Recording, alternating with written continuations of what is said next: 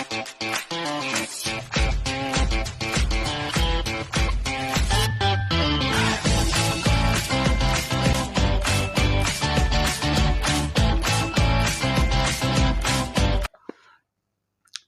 Smile के साथ सभी का स्वागत है। हम पढ़ रहे थे साधारण ब्याज, हमने कुछ सवाल किए और उसके और अच्छे अच्छे सवाल लेके आए हैं। तो CGL भी पूछता है, CPO SI के अंदर भी आए हुए हैं, NTPC के अंदर भी आए हुए हैं कुछ ऐसे सवाल। तो कुछ खास सवाल आपके लिए। शिक्षा वो हथियार है जिससे आप दुनिया जीत सकते हो, तो इस हथियार को इतना मजबूत बनाओ कि आपको कोई हरा नहीं सके। ये क्वेश्चन है, शॉर्ट वीडियो में डाला था, मैं इसको डिटेल से बताऊंगा। अब देखो क्वेश्चन में क्या कहा गया है, बताओ। कोई राशि समान दर व समान समय पर उधार दी जाती है। मतलब जो रेट है वो और समय दोनों क्या हैं, बराबर हैं, ठीक है। और तो साधारण ब्याज मूलधन का 9/10 प्राप्त होता है। तो साधारण ब्याज कितना हो रहा है, तो साधारण ब्याज कितना प्राप्त हो, साधारण ब्याज ये कितना प्राप्त हो रहा है, 9/10 मूलधन का, ठीक है। साधारण ब्याज मूलधन का 9/10 प्राप्त हो रहा है, ओके। अब यहाँ पे साधारण ब्याज बराबर क्या होता है, मूलधन इंटू समय इंटू दर बटे 100। साधारण ब्याज बराबर क्या होता है, मूलधन इंटू समय इंटू दर अपॉन 100। मूलधन क्या है, 9/10 x, इसको ये लो x और मान लो, तो 9/10 x, ये तो ब्याज प्राप्त हुआ है। अब मूलधन हमने क्या माना, x माना, ये लो। समय और दर बराबर है, हमने इनको क्या मान लिया, r मान लिया, ठीक है। तो दर की जगह भी r और समय की जगह भी r अपॉन 100। इसको हल करेंगे तो एक x से एक x कट जाएगा, एक 0 से एक 0 कट जाएगी, है ना। तो r square, r into r square बराबर 90। r स्क्वायर बराबर क्या आएगा, 90। तो r बराबर क्या हो जाएगा, इसको √90 लिख सकते हैं। r बराबर क्या हो जाएगा, √90 हो जाएगा। r स्क्वायर बराबर 90 है, तो r बराबर क्या हो जाएगा, √90। इसको हल करेंगे तो क्या आ जाएगा, √90 को इसे खोलना है हमको, तो 9 और 10, 90 के टुकड़े होते हैं, तो अंडर के अंदर 9 और 10, जैसे ये अंडर के अंदर 9 और 10, ठीक है। 90 को खोला है हमने, तो ये √9 और √10, √9 को बाहर लाएंगे तो 3 के रूप में आएगा, तो इसको क्या लिख सकते हैं, 3√10। ये कौन सी है, लो। आया समझ में। एक तो इसका ये तरीका है, सभी देख लो आराम से, मैं साइड हो जाता हूँ। लिख भी लो भाई, पेन कॉपी लाए होंगे सभी, पेन कॉपी तो लिखो। आया सबको समझ में, आप लोगों को भी आया समझ में, ठीक है। एक तो इसका ये तरीका सबसे बेस्ट, जो मतलब बेसिक तरीका होता है, कोई इसका स्क्रीनशॉट ले लो, ठीक है। अब इसका दूसरा तरीका देखते हैं हम। दूसरा तरीका क्या कह रहा है, जब इस टाइप में समान दर व समान समय हो, ये शर्त, समान दर व समान समय, ये लिखा मिल जाए ना आपको एक क्वेश्चन के अंदर, ये लिखा मिल गया क्वेश्चन के अंदर, तो रेट, डायरेक्ट रेट बराबर मतलब दर बराबर क्या हो जाएगा, √ ब्याज इंटू 100, ठीक है। अब कितना है, 9/10, 9/10, इसको 100 से गुणा करो, तो 10 से एक 0 कट गई, ठीक है। √ यहाँ क्या आ गया, वही 90, इसको हल करेंगे तो क्या आ जाएगा, 3√10। ये लो एक तरीका ये, इसको प्रेफर करना है एग्जाम में। यदि ये लाइन लिखी मिल जाए क्वेश्चन में, समान दर व समान समय, उस कंडीशन में दर क्या होगी, √ ब्याज गुणा 100, ठीक है। लो भाई स्क्रीनशॉट लो, ठीक है, दिख रहा है एकदम क्लियर, ओके।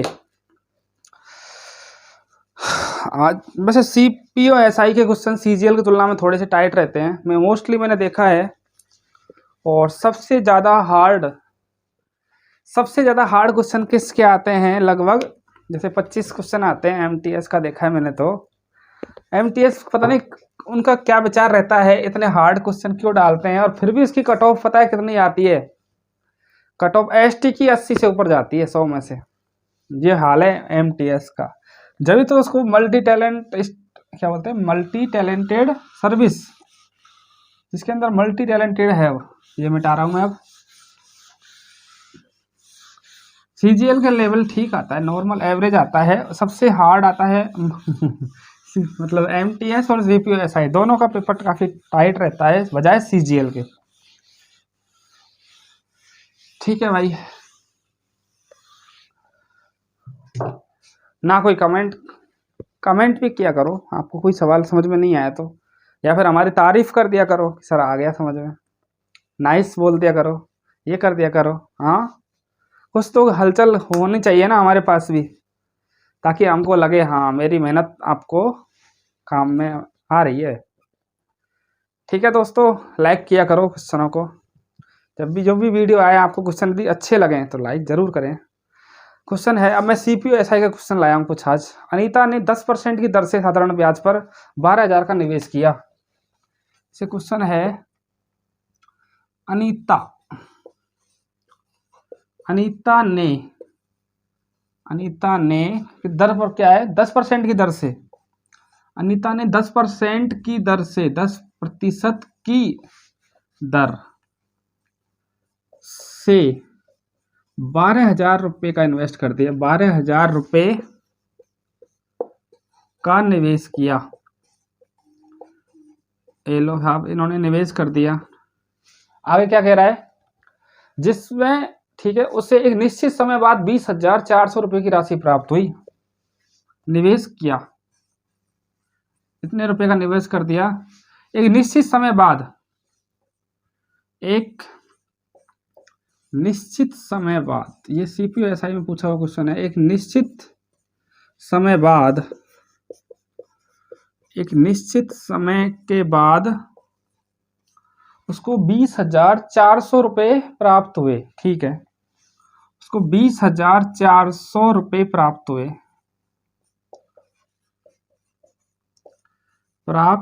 हुए। ये लो, आगे क्या कह रहा है वो, तो कितने वर्ष तक निवेश किया, कितने वर्ष तक निवेश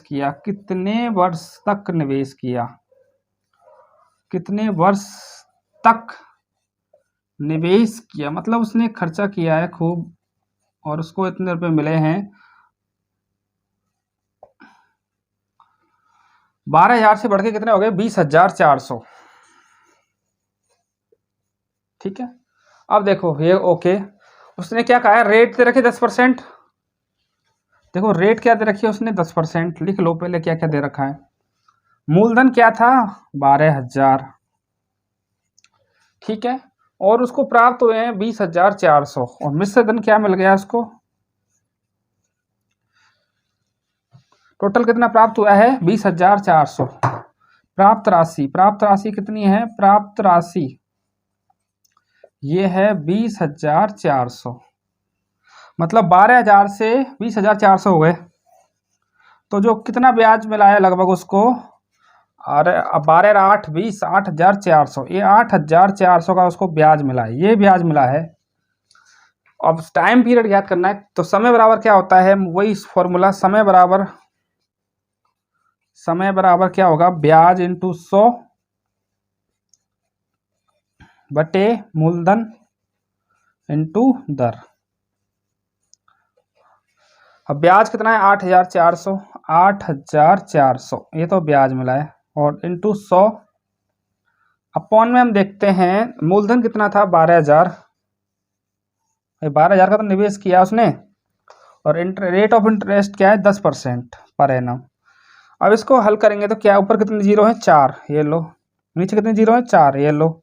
अब 12 सत्ते 84, मतलब उसको 7 साल में इतने रुपए मिलेंगे।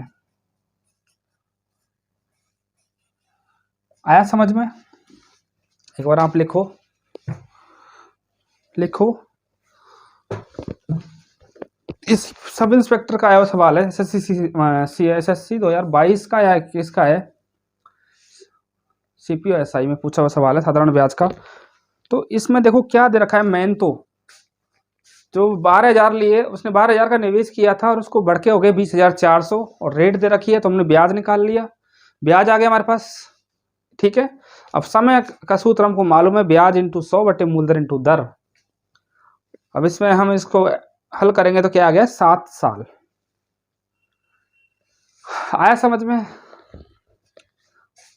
आया समझ में। देखो सब इंस्पेक्टर का सवाल है, काफ़ी अच्छा है, प्यारा है, और मेरे हिसाब से अच्छा क्या बहुत अच्छा मानूंगा मैं तो, कभी भी आ सकता है आपको एग्जाम में। आजकल जो एग्जाम हो रही है उनमें ऐसे क्वेश्चन आ रहे हैं, चाहे वो सीजीएल हो, चाहे दिल्ली पुलिस हो, चाहे वो एमटीएस हो, ये वाला सवाल काफ़ी इम्पोर्टेंट है उसके लिए। अब इससे प्यारा एक और ख़ास नगमा आपके लिए पेश है, जैसे 95 FM तड़का, तो वो भी कहते हैं ना हाँ भाई एक खूबसूरत सा नगमा। तो इसके बाद में एक अच्छा सा नगमा आपके लिए आ रहा है वापिस, वो भी सब इंस्पेक्टर से है, क्वेश्चन भी सब इंस्पेक्टर में पूछा हुआ सवाल है, उसी बेस पे क्या हम इसको मिटा दें। ठीक है, मैं मिटा देता हूँ अब।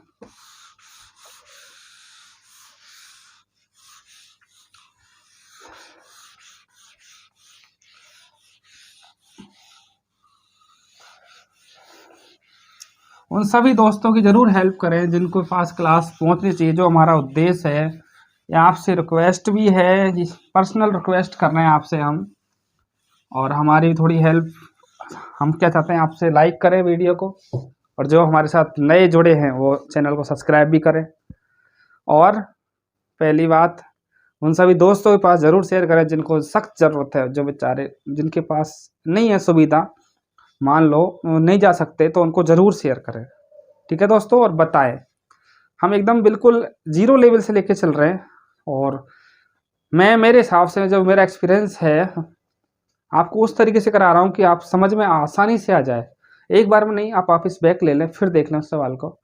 फिर भी मैं 2 बार रिवाइज करा, यहाँ पे हो ही रहा है 2 बार तो रिवाइज।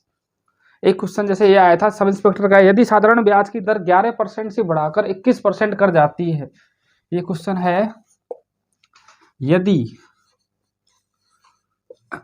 यदि साधारण ब्याज की दर, यदि साधारण ब्याज की दर, यदि साधारण ब्याज की दर कितना है, 11% से बढ़ाकर, 11% से बढ़ाकर, 11 से बढ़ाकर कितनी हो गई, 21 हो गई।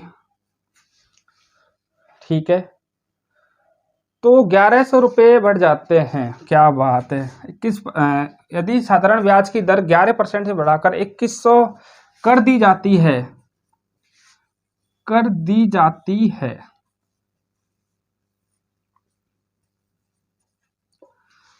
तो 1100 रुपये बढ़ जाते हैं, तो 1100 रुपये बढ़ जाते हैं, 1100 रुपये बढ़ जाते हैं। ठीक है, ये लो, आगे क्या कह रहा है वो, मूलधन क्या होगा, मूलधन क्या होगा, मूलधन क्या होगा। जैसे इसने क्या कहा है, ब्याज जो दर है 11, इसका सॉल्यूशन देखो कितना सा अच्छा सवाल है, बहुत इंपॉर्टेंट है मानूंगा आने वाले एग्जाम के लिए भी। दर पहले क्या थी, 11% थी, और उसको बढ़ा के क्या कर दिया, 21% कर दिया, है ना। तो कितना बढ़ गई, 10% की वृद्धि हो गई। वृद्धि कितनी हुई है, 10 की दर हुई है वृद्धि, दर में वृद्धि। और ब्याज कितना बढ़ा है, 1100 रुपये। तो क्या है, मूलधन बराबर क्या होता है, मूलधन बराबर क्या होगा, ब्याज इंटू 100, ब्याज इंटू 100। तो ब्याज में वृद्धि बटे दर में वृद्धि इंटू 100, वही वाला, ब्याज में वृद्धि कितनी हुई, 1100, दर में वृद्धि कितनी हो रही है, 10 की हुई है ना, 10, और इसको 100 से मल्टीप्लाई करेंगे, 1 0 से 1 0 गया, तो क्या आ जाएगा मूलधन, ये लो। आया समझ में? काफी अच्छा सवाल है, सब इंस्पेक्टर में पूछा हुआ सवाल है ये भी, CPO-SI दिख रहा है ना सभी को? ओहो, यहाँ थोड़ा सा ज्यादा फोकस आ रहा है, कोई नहीं, मैं इसको थोड़ा इधर कर देता हूँ भाई, थोड़ी सी अभी शुरू किया है सब कुछ, अभी सब कुछ नया नया है, इसको थोड़ा इधर लिख देते हैं। तो मूलधन क्या होगा, मूलधन बराबर क्या होगा, ब्याज में वृद्धि हो रही है 1100 बटे दर में वृद्धि कितनी है 10 की इंटू 100, इसको हल करना था हमको। तो इसको क्या, इससे क्या आ जाएगा हमारे पास 1 2 3 0, ये क्या होगा उसका मूलधन, और ये हमारा आंसर। अब दिख रहा है सभी को, आपको भी दिख रहा है? हाँ भाई, अब क्लियर है। ठीक है, एक क्वेश्चन को सिर्फ समझना था, इसमें क्या दे रखा है क्या नहीं दे रखा, बस वो ही समझना था आपको। दर में उसने 11 से 21 कर दिया, ठीक है, दर को 11 से क्या कर दिया 21 कर दिया, और फिर ब्याज बढ़ के ही आएगा फिर, यदि ऐसी कंडीशन है तो।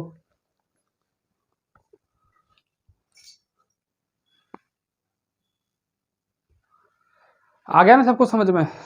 ठीक है, और कुछ इससे प्यारे प्यारे सभी स्क्रीनशॉट ले लें, पेन कॉपी वाले पेन कॉपी से लिखें।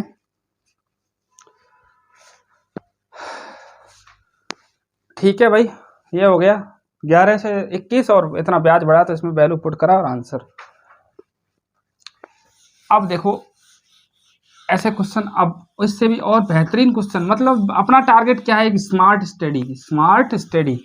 जो क्वेश्चन एग्जाम में आपको डायरेक्ट आपकी हेल्प करेंगे हम उस टाइप के जरूर करेंगे, क्योंकि आज का जो एग्जाम पैटर्न है वो एक यूं मानो 4G क्या 5G क्या 7G मानो 60 मिनट के अंदर आपको 100 क्वेश्चन करने होते हैं, तो बहुत खतरनाक स्पीड चाहिए पेपर में, तभी जाके आप सारे क्वेश्चन हल कर सकते हो।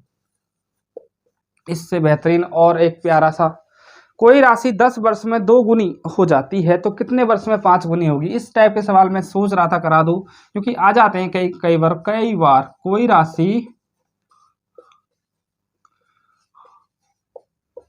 कोई राशि 10 वर्ष में 2 गुनी हो जाती है, कोई राशि 10 वर्ष में डबल हो गई, 10 वर्ष में 2 गुनी, 2 गुनी हो जाती है, कोई राशि 10 वर्ष में 2 गुनी हो जाती है, ठीक है भाई 2 गुनी हो गई। आगे तो कितने वर्ष में 5 गुनी होगी, है ना, तो कितने वर्ष में 5 गुना होगी, तो कितने वर्ष में, तो कितने वर्ष में, कितने वर्ष में 5 गुना होगी, ये बहुत इंपॉर्टेंट सवाल है, ध्यान रखना, गुना या गुणा कुछ भी कह लो, 5 गुना होगी। कोई राशि है 10 वर्ष में डबल हो गई, ठीक है, तो कितने वर्ष में 5 गुना हो जाएगी, यहाँ हमारे पास दर नहीं दे रखी, ठीक है,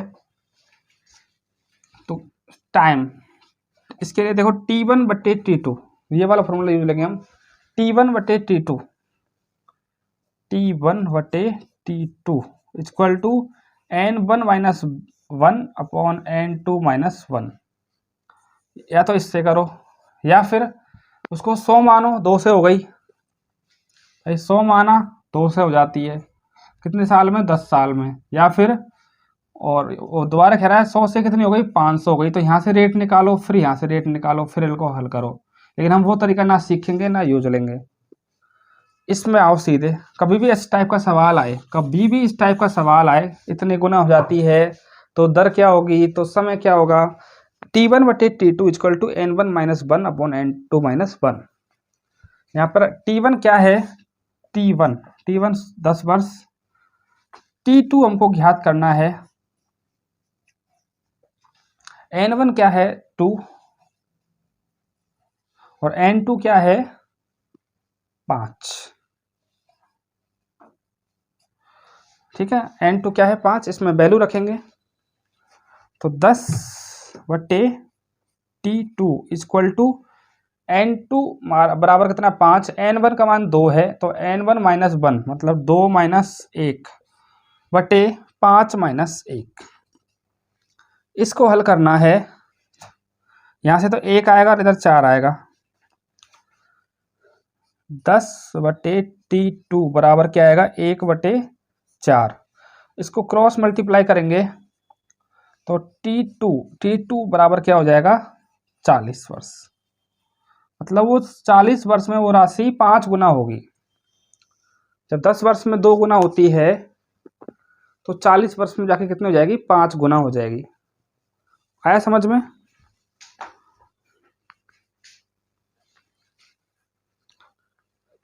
दिख रहा है ना सभी को? हाँ दिख रहा है।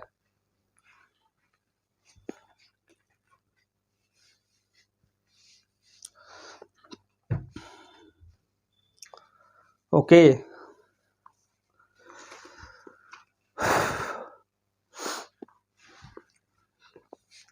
अब कुछ वो बातें भी आपके लिए,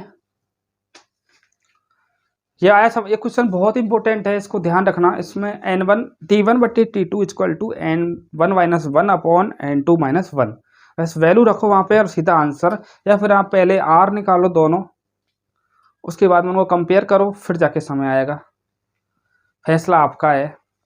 इसी से थोड़ा मिलता जुलता और यहाँ पे समय पूछा है।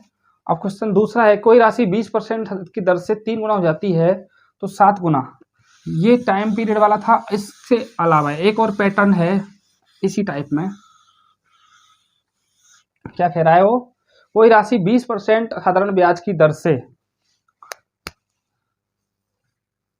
कोई राशि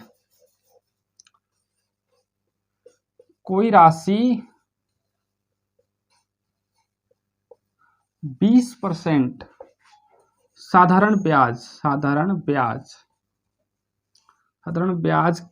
की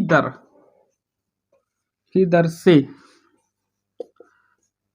स्वयं का 3 गुना हो जाती है। स्वयं का 3 गुना, ठीक है भाई, 3 गुना हो गई, 3 गुना हो जाती है। ठीक है, इतना हमने। आगे क्या कह रहा है, तो किस दर से 7 गुना हो जाएगी? तो किस दर से 7 गुना हो जाएगी? किस दर से 7 गुना हो जाएगी?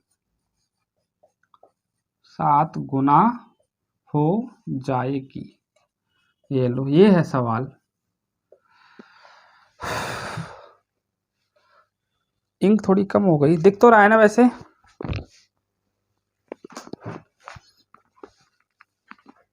हाँ आ रहा है, पढ़ने में तो आ रहा है। कोई राशि 20% साधारण ब्याज की दर से स्वयं का 3 गुना हो जाती है तो किस दर से 7 गुना हो जाएगी? वही सेम यहाँ पर समय पूछा था पहले, और अब क्या पूछा है इन्होंने, दर। ये लो R1/R2।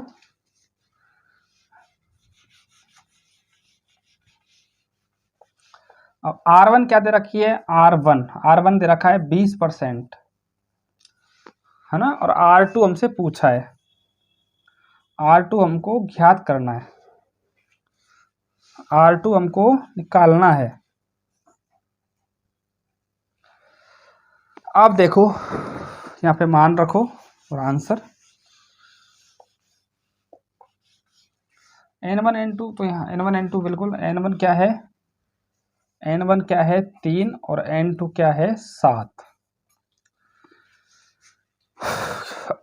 R1/R2 क्या पूछा उसने, तो किस दर से 7 गुना होगी?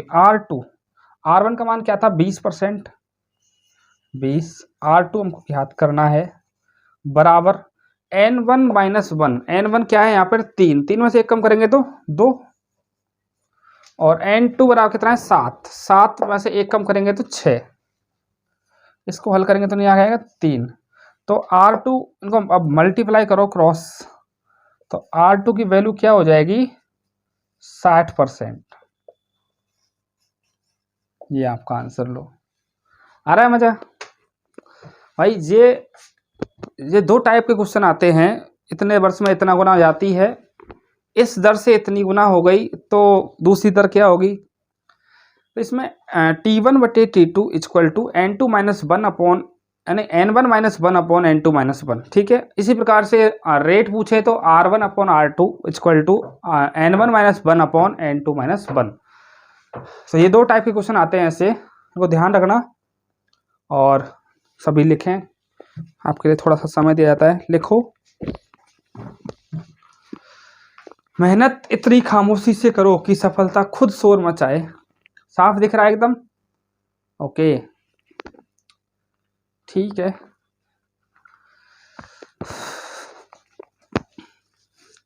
ये साधारण ब्याज के मतलब इतने इम्पोर्टेंट सवाल हैं आपके लिए, लगभग हर एग्जाम में आते ही हैं, कॉमन है। और ये वो स्मार्ट क्वेश्चंस, मानो स्मार्ट क्वेश्चंस आपके लिए हमेशा आते ही हैं। काफ़ी लोग सोचते हैं सर हमको नहीं आता, हमारे समझ में भी नहीं आते, ऐसे भी होते हैं कुछ। तो उनको मैं बताना चाहूँगा जिनको लगता है भाई समझ में नहीं आते ये सवाल, इनको समझने का एक ही तरीका है। सबसे पहले दिमाग में ये होना चाहिए कि हाँ भाई मेरे को पढ़ना है, तभी कोई चीज़ समझ में आएगी, चाहे वो कितनी टाइट हो। आपके दिमाग में तो क्या होना चाहिए? पढ़ना है। एक ललक बोलते हैं ना उसको, आपके अंदर एक अलग से, हाँ भाई मेरे को सीखना है। उद्देश्य नौकरी हो या कुछ भी हो, कोई भी काम हो, सीखना है, वो अंदर आपके अंदर होना चाह रहे, तभी जाके आप सीखोगे कोई बात को। तो प्रॉपर रेगुलर पेन कॉपी से प्रैक्टिस करें, गारंटी है आपको समझ में नहीं आया तो। ये मैं आपको खुद अपना जो एक्सपीरियंस है उसके अकॉर्डिंग बता रहा हूँ। आप पेन कॉपी से जितना लिखोगे ना, आपको वो चीज़ उतनी ज़्यादा याद रहेगी, उतने ज़्यादा समय के लिए याद रहेगी। आप जितने पेन कॉपी खाली करेंगे आपकी मेमोरी उतनी भरेगी। ये सिस्टम है, ये क्या बोलते हैं उसको, प्रोपोर्शनल बोलते हैं, व्युत्क्रमानुपाती। कभी भी ध्यान रखें, आप जितने पेन कॉपी खाली करेंगे आपके मेमोरी में उतना ही अच्छा इम्प्रूवमेंट आएगा, उतना ही ज़्यादा आपको याद होगा। लिख लिया सभी ने? ओके। और इससे बेहतरीन सवाल आपके लिए,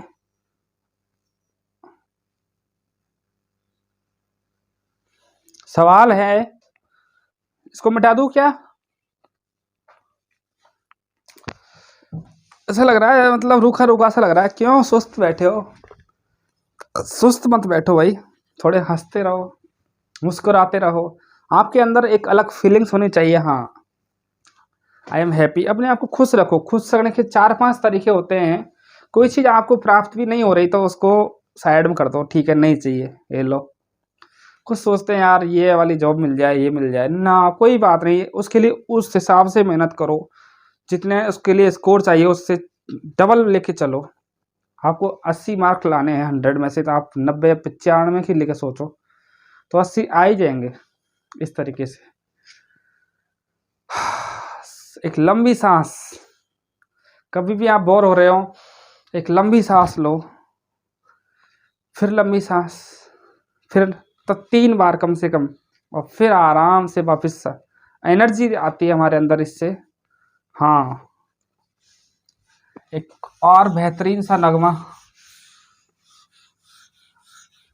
मैथ इतना कोई कुछ है नहीं हार्ड, लेकिन क्या है ये बना रखा है लोग बागों ने, तो इसको बिल्कुल आप जैसे खाना खाते हो ना उस टाइप से सुबह से हम वैसे एक एक खुराक ले लिया करो।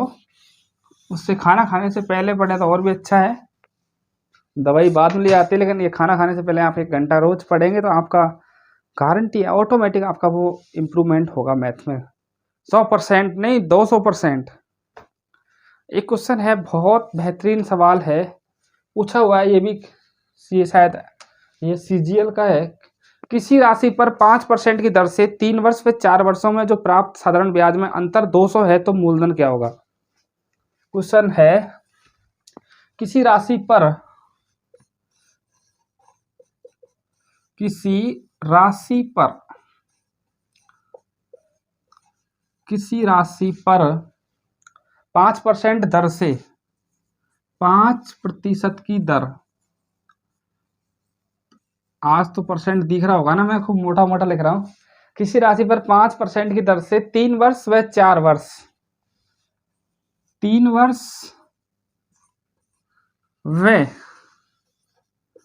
4 वर्ष, 3 वर्ष व 4 वर्ष में प्राप्त साधारण ब्याज में अंतर। किसी राशि पर 50% की दर से 3 वर्ष व 4 वर्ष के ब्याज का अंतर, है ना, 4 वर्ष से प्राप्त ब्याज का अंतर करो, से प्राप्त ब्याज का अंतर, ये इंक भी बोल जाती है क्लास के एंड तक। 3 वर्ष व 4 वर्ष से प्राप्त ब्याज का अंतर, ब्याज का अंतर कितना दे रखा है बताओ बच्चों? 200 है, 200 रुपये मान लो, 200 रुपये है। आगे क्या कह रहा है फिर? किसी राशि पर 5% दर से 3 वर्ष व 4 वर्षों में प्राप्त साधारण ब्याज में अंतर 200 है, तो मूलधन ज्ञात करो। तो मूलधन क्या होगा? मूलधन, ये मानो आज की क्लास में आपका एक क्वेश्चन, मतलब 2 नंबर आपके क्लियर हैं, आपने अच्छे से पढ़ा है। तो मूलधन क्या होगा? मूलधन क्या होगा? हाँ बिल्कुल, 2 से 4 नंबर है। एक क्वेश्चन आएगा तो 2 नंबर का फिक्स है। इस ये 5 पैटर्न कराए, 5 पैटर्न में से एक क्वेश्चन आपको देख लेना, किसी न किसी एग्जाम में जरूर मिलेगा। मैं ये जिस कोई भी एग्जाम में यदि सिंपल इंटरेस्ट आ रहा है ना, वहाँ पे एक क्वेश्चन यहाँ से पक्का मिल जाएगा, 100% मिल जाएगा, ये मैं कहता हूँ। ठीक है, ये कह रहा है किसी राशि पर 5% दर से 3 वर्ष 4 वर्ष में प्राप्त ब्याज में ये अंतर दे रखा है, तो मूलधन क्या होगा? ठीक है, अब दर तो क्या है? 5% है। देखो 5% की दर है, 3 वर्ष, तो 3 वर्ष का ब्याज निकालेगा हम। 3 वर्ष का ब्याज क्या हो जाएगा? 3 वर्ष का ब्याज ये क्या होगा? ब्याज बराबर क्या होता है? मूलधन इंटू समय इंटू दर बटे 100। तो हमने मूलधन x मान लो, यहाँ पर मूलधन क्या माना हमने? मूलधन हमने x ये मान लिया, ठीक है। तो 3 वर्ष का ब्याज क्या होगा? मूलधन इंटू समय इंटू दर बटे 100। पहली शर्त पे तो ये हो जाएगा, समीकरण 1, है ना, समीकरण 1। अब 4 वर्ष से प्राप्त, 4 वर्ष पर कितना ब्याज मिलेगा? 4 वर्ष, तो 4 वर्ष का ब्याज क्या हो जाएगा? 4 वर्ष का ब्याज वही मूलधन इंटू समय इंटू दर, मूलधन इंटू समय, अब 4 है और दर तो वही 5% है अपॉन 100। ये समीकरण 2 हो गया। क्या कह रहा है वो? का अंतर 200 रुपये है, इन दोनों का अंतर है वो 200 रुपये है। एक बार इसको हल कर लो, 5 से कितना आएगा? ये 20, तो 3x अपॉन 20, 3x अपॉन 20। और दूसरा क्या आएगा? 5 से इसको काटेंगे तो ये भी 20, और 4 से काटेंगे तो 5x बटे 5। 4 से 100 को काटा 20 बार, और 4 से 20 को काटेंगे तो 5 बार, x बटे 5। इनका जो अंतर है वो दे रखा है हमको 200, और यहाँ पर एलसीएम लो, 3x upon 20 minus x upon 5, इसका एलसीएम क्या आएगा? 20 ही आएगा, है ना, 20 आएगा। तो इसको हल करो, 20 आएगा तो 20, 3x माइनस 4x, ठीक है। इसको यहाँ से थोड़ा ऊपर लिखता हूँ, मैं इधर लिख देता हूँ। सीधी सी बात है, 3 वर्ष का ब्याज मिलेगा, एक 4 वर्ष का मिलेगा, तो ज़्यादा कौन सा होगा? सब 4 वर्ष का ज़्यादा आएगा ना। तो 4 वर्ष का ब्याज कितना आ रहा था? 20, और इससे इसको काटेंगे तो 5, x बटे 5। x 4 वर्ष के ब्याज में से 3 वर्ष का ब्याज घटा दो, यहाँ पे क्या आ रहा था? 3 बटे 20x, 3x अपॉन 20।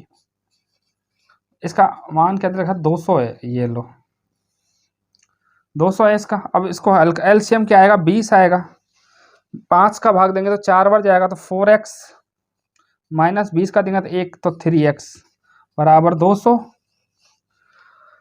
4x में से 3x करेंगे तो 1x बचेगा, खाली सिंपल 1x बचेगा, बराबर ये 20 इधर जाएगा तो 20 इंटू 200 करेंगे तो क्या आ जाएगा? 4000। तो x की वैल्यू क्या होगी 4000, तो मूलधन क्या होगा 4000। एक बार सभी लिखो इसको, भाई आपको लिखना जरूरी है, सबके पास सबने पर्सनल कॉपी बनाई हुई है ना। ठीक है, दिख रहा है एकदम क्लियर। ओके, समीकरण 2 में से एक को घटा देंगे तो ऑटोमेटिक आपका वो अंतर 200 दे रखा है ना। अब मैं इसको फिर से रिवाइज कर देता हूं। क्या क्या उसने, किसी राशि पर 5% की दर से 3 वर्ष व 4 वर्षों में प्राप्त ब्याज। भाई कोई राशि है, ठीक है, उसको 5% की दर से आपने उधार दे दिया किसी को, ये बात भी ठीक है। एक को दिया है 3 साल के लिए, एक को दिया है 4 साल के लिए। मानो आपने राम और श्याम को दे दिया, राम को 3 वर्ष के लिए दे दिया और श्याम को दे दिया 4 वर्ष के लिए। अब वहां से जो ब्याज आया आपके पास 3 वर्ष का, 5 वर्ष, 4 वर्ष का जो ब्याज आया उसका अंतर 200 दिया हुआ है, ये कह रहा है। तो दोनों जगह से जो ब्याज आया उसका अंतर 200 है। तो सिंपल वे में दोनों जगह अलग अलग ब्याज निकालेंगे, इसका ब्याज अलग, इसका ब्याज अलग, उनका अंतर करो माइनस, अंतर करेंगे तो वो 200, उसको फिर यहाँ पे अंतर करेंगे, फिर उसके बाद में बराबर 200 करो और यहाँ पे फिर x की वैल्यू क्या आ जाएगी 4000। ठीक है, साधारण ब्याज के ये जो सवाल हैं इनको हल्के में मत लेना, दिखने में चाहे आसान हो, हाँ बिल्कुल दिखने में आसान हो, लेकिन फिर भी हल्के में मत लेना, क्योंकि कई बार ऐसे क्वेश्चन आते हैं जो हमको वहाँ पे उसमें कैलकुलेशन है ना वो हैवी हो जाती है। कैलकुलेशन की वजह से सवाल को छोड़ के आना पड़ जाता है कई बार, क्योंकि 60 मिनट के अंदर 100 क्वेश्चन अटेम्प्ट करने हैं, तो कोई क्वेश्चन यदि लंबा है आपको उस कंडीशन में छोड़ना पड़ सकता है।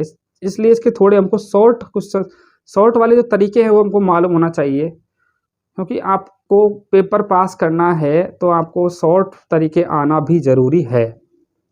हर पेपर को आप बड़े वाले तरीके से करेंगे तो आपका टाइम ज़्यादा जाएगा, इसलिए कोशिश करना, प्रैक्टिस इतनी करना कि आपको तरीका ऑटोमेटिक याद आ जाए क्वेश्चन की शक्ल देखते ही। क्योंकि क्वेश्चन आपने घर पे यदि अच्छे से प्रैक्टिस करी है ना तो क्वेश्चन भी आपके दिमाग में फीड हो जाता है। आपने यदि घर पर अच्छे से मेहनत की है तो क्वेश्चन खुद आपके दिमाग में फीड हो जाता है, और जब वही क्वेश्चन एग्जाम में आता है तो ऑटोमेटिक दिमाग में आता है इसका ये तरीका है, इसको ऐसे हल करो। हाँ बिल्कुल, यही है कहानी, प्रैक्टिस का खेल ही यही है ना। और आप प्रैक्टिस नहीं करेंगे तो आपको जो हल्का हल्का याद है फिर आप सोचते रह जाओगे और बाद में फिर उसको छोड़ना ही पड़ेगा। ठीक है दोस्तों, आज के लिए इतना ही, और नेक्स्ट क्लास में कुछ इससे भी बेहतरीन क्वेश्चन लेके आएंगे। तो देखें अच्छे से, मन से, फ्री टाइम में बैठ के 30 से 40 मिनट रोज मेरी तरफ से पढ़ लिया करो। गारंटी है आपका पेपर में 50 में से आप 45, 46 तो कर ही देंगे। हाँ बिल्कुल, इतने नंबर तो आपके आएंगे ही, 50 में से 45, 46 तक तो पहुंच ही जाओगे। वो तरीके में आपको लेके आ रहा हूँ एकदम स्मार्ट तरीके से। CGL हो चाहे MTS हो चाहे 10+2 हो चाहे CPO-SI हो, सबके लिए एक ही है, रामबाण औषधि, उसको क्या बोलते हैं, पैनासिया, अंग्रेजी में होता है ना पैनासिया, पैनासिया याद कर रखा है हमने। तो रामबाण होता है वो यही है, ये फिक्स पैटर्न है। इन पैटर्न को उस तरीके से अपने दिमाग में छाप लें जिससे आप पेपर को एक तीव्र गति से हल कर सकें और आपके पास समय 60 मिनट की जगह पेपर 50 मिनट या 55 मिनट में ख़त्म। ओके दोस्तों, थैंक यू, अब मिलते हैं नेक्स्ट क्लास में। जब तक इसको एक बार रिवाइज कर लेना। जय हिंद, जय भारत।